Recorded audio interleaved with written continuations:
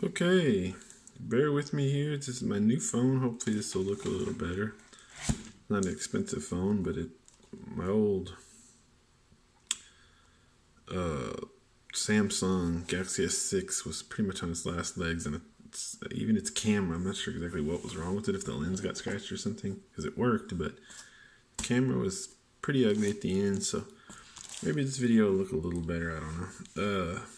I wanted to do an unboxing just to talk about it. I'm totally redoing my AR, and I can talk about that situation for a minute, and I think I'm going to make videos about each of the products in time probably.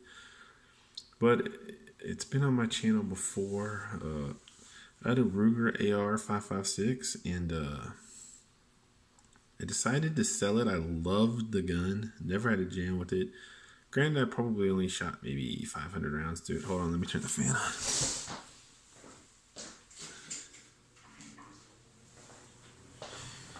Granted, I had only shot maybe 500 rounds or something through my Ruger AR, but I had never had a jam. And I finally sold. I decided I didn't like the front sight post on it, and I looked into a lot of methods of getting the front sight post for, because I decided I want to get a 1x4 scope, such as this 1x4 scope right in front of me. And the only thing posts really preclude, they work semi-fine with red dots, although I don't really like them. You just ignore them basically with a red dot, and you co-witness and all that business. But I still don't like it. I prefer a clean sight picture. Now it's a 3x9 scope, which I also have the UTG Bug Buster, which you can see videos or review of on my channel as well. They work fine. You don't even, especially with a little bit of a riser, which I would use anyway, because otherwise I have to crane my neck down too low to look into the scope. With a little bit of a riser, you're not going to see your front sight at all, even on 3x magnification, or you may see just pretty much nothing, just maybe the smallest shadow or something down in the bottom. So it works great with the 3x9 having that front post, but it works, you could argue, fine with a red dot, but even with the red dot, I don't like the front sight post in my red dot, and even though it works. And I noticed I have to set I got a certain riser when I bought my red dot. I think it's a 0.9 inch riser off of Amazon, and I noticed that the sight picture is a little too high for me. Like, naturally my neck would sit a little lower, but I have to kind of hold my head up a little higher than is natural. I don't know. It's borderline, but I felt like the sight may have to sit a little high. And with it sitting like that, it sees over the. It's not co-witness, it's like lower 1/3 co-witness, I guess they call it, which is where the front sight is in the bottom of the sight picture. But I just don't like this. I just haven't really been happy with it. And I've been thinking about it, trying to figure out some way to tackle the issue. I was wanting to get a Smith & Wesson M&P Sport II optics ready, being the key, because that one doesn't have the front sight post. It just has a little weaver rail where the front sight would be. You can do whatever you want with it. Although I guess you cannot put plastic sights on it, because it's a combination like weaver rail section slash what do you call that? Gas system, whatever. I forget the name of it right now. The thing that's in the front there, the gas block. Yeah, it's also the gas block. So I guess it would melt or could melt your plastic sight. So I would have had to get some kind of metal sights for it. But anyways. But I wasn't, I don't know, I didn't love the idea. I still wanted like a longer rail. The Smith & Wesson has kind of a short, system there, short handguard. And kind of wanted a longer, like, free-floating rail. Not that I care about the accuracy, I just like how they look. And the other big thing about the Sport II was that it's a 1x9 twist, and the more I looked online, the more I didn't like it. And basically, the 1x9 twist is not ideal for heavier bullets. And what do you use heavier bullets for in an AR? Longer range shooting. Now, is it ever going to affect me? Almost certainly no. All I've ever shot in my AR is 55 grain full metal jackets that I buy from Walmart or Academy Sporting Goods. and Federal White Box mostly, or something on that line, American Eagle, something that's fairly cheap but still brass cased. So all I'm shooting is basically range ammo, and it's all 55 grain anyway. But I really, you may say it's not a big deal or whatever, but the 1x9 twists, the AR ammo can go 62 grains as a common size, which I think 1x9 is good for 62 grains as well, but it's not good for much more than that. Like, some people say it can do 69 grains, stabilize it. It has to stabilize them correctly. Some people say it can't. And then there's even a class above that of like 77 grain that I guess a lot of long range target shooters. So if you want to do real long range shooting, you want these heavier bullets so the wind doesn't blow them around and stuff. And a 1x9 twist doesn't stabilize them correctly, so it won't be accurate with them. Now, like I said, would this ever have affected me? Almost certainly no. But it was something that bothered me about the Sport 2. I just didn't like the 1x9 twist. I Ruger had a 1x8 twist in this. So anyway, I'm doing a whole build, and I'm doing Palmetto State Armory. And I already bought the upper and lower. They're coming, and I'll probably do videos on them, or at least I'll do videos on the completed AR. And so I bought this scope. This will work perfect because it's a flat top AR. It has no front post, the upper. And I bought an Anderson lower, which everybody says is the best, like good quality but cheap lower. So I'm good to go with those. Now I ordered all those on like a Wednesday. I think I actually ordered them on like a Tuesday night. But it was late Tuesday night, so it was effectively, they wouldn't even have looked at the orders till Wednesday morning. So it's effectively Wednesday, and all my stuff got shipped reasonably quick. I heard Palmetto State Armory was slow, and they were the slowest of the three, but I ordered the stuff on, like, I guess effectively Wednesday, yeah, and or it may have been effective. It had to be effectively. It may have been effectively Tuesday. I can't remember. Can't remember if I ordered the stuff Monday night or Tuesday night. This scope came Friday, so if I ordered it Tuesday night, effectively Wednesday, and I ordered it from Cabela's.com, that's a fast turnaround. I got it today, Friday.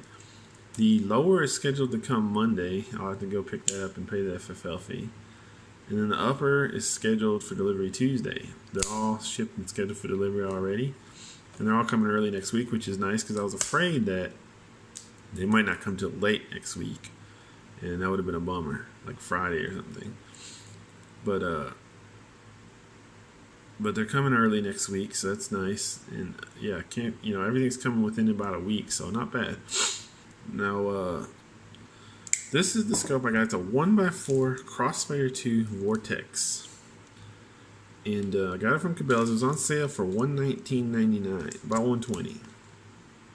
I don't know a lot about these scopes, but I know this is a decent brand for a decent price. I'm sure Pierce would sneer at it.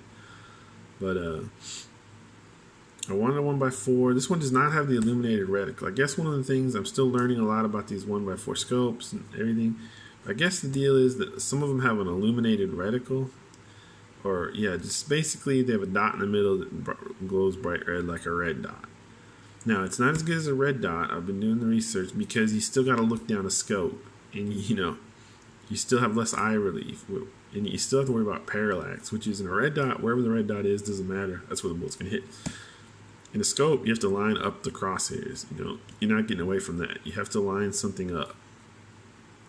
So for those two reasons, a 1x4 scope is not as good at close range as a red dot.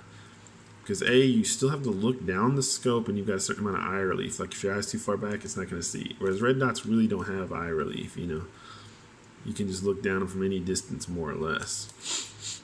And then the other nice thing about a red dot is, like I said, there's no parallax. You don't have to center anything. Wherever the red dot is, that's where it's going to shoot. Whereas this, you're going to have to center. But still, the thing is, I love scopes. Always have on guns. I just do. I prefer scopes to not scopes. I just think it makes a gun so much more fun in every way for plinking and whatever. But I still wanted to maintain short range readiness in my AR, combat and all that. So I've been jonesing for a 1x4 scope. So I got one, and that's the whole reason I'm setting up and sold my AR, and I got $480 for it, by the way, on armslist.com. The guy who bought it seemed to have money, and he was telling me about his oil field job, and was driving a real nice truck, and he paid $480, which is a real good price because I paid $570 for it, but that was before Trump got elected. So Right now they're selling for like $475. If if you know how to find good deals online and get it shipped to your FFL. So I got $480 for a used one. They're going for $475 online. Not a bad deal. New. But I love that Ruger. It was great. I hated to sell it, but so I wanted to set up for a 1x4 scope, and here it is. Like I said, I didn't do a lot of research, but I did enough that I feel like this is a quad. This gun normally seems to get this scope normally seems to sell for $199 or above, and it seems to go on periodic sale for about $120. Maybe. So I just got it on sale. Happened to be looking for a red dot right then, so I picked it up. Like I said, I got it from Goobellas.com. I believe the sale's probably over. It was only like a 2 or 3 day sale. By the way, if you're wondering about this knife, I have a video on it too. I got this knife on Amazon for $8, and it's sharp enough to cut paper. It's quality. And for $8, who cares? It's a disposable knife, but it's still nice. Anyways, you can get it on Amazon, and I got a video about it, although the video is kind of messed up. Okay, onto the scope. This one does not have the illuminated reticle, because when I saw the illuminated reticle version of the scope was going for $249. And yeah, I would like to have the illuminated reticle version, but I ain't paying another $130 for it. I do my stuff on a budget. I'm poor. So here it is. Crossfire II from Vortex. Let's read the feed. You can read the features. Blah blah blah. Nitrogen purging, long eye relief. Blah blah blah. 30mm diameter. I don't have rings for this, by the way. I don't even have a gun to put it on right now. So I'm getting my, as I mentioned, my AR stuff in the mail soon. But you guys are seeing this for the first time with me. Here we go. It's looking pretty cool. Pretty cool. Here's how it looks. Nice, nice. I gotta say I'm pleased with how it looks. There you go, and here's what it comes with. Comes with a cleaning cloth, obviously. Feels nice in your hand. And the manual. And here's some of the manual stuff. Fast focus eyepiece, blah blah blah. Adjust windage and elevation, variable power adjustments, reticle illumination. This is some offer an illuminated reticle, mine does not. Eye relief and reticle alignment, blah blah blah.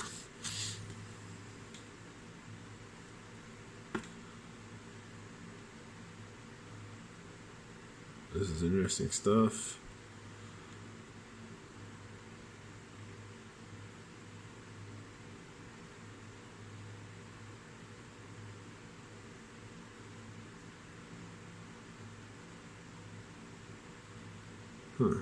Huh.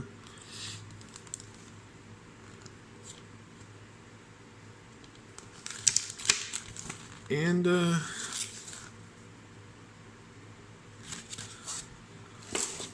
typical manual. Torque specs do not exceed 18 inch-pounds. I already saw that in a different video. The guy had some issues with his. He thought he maybe torqued it too hard because he didn't. I think he hand torqued them. I don't have a torque wrench. I'll check if my dad does. He's got a lot of AR tools. But if he doesn't, I'm just gonna have to hand tighten it. Here's the scope. Man, I really like how this looks. Very cool. Very cool. Looks a lot cooler than my UTG Bug Buster in my opinion. But it is a $120 scope, which is the UTG Bug Buster being like a $70 scope. So there's that, as they say on the internet. Got caps. I like it. Very cool.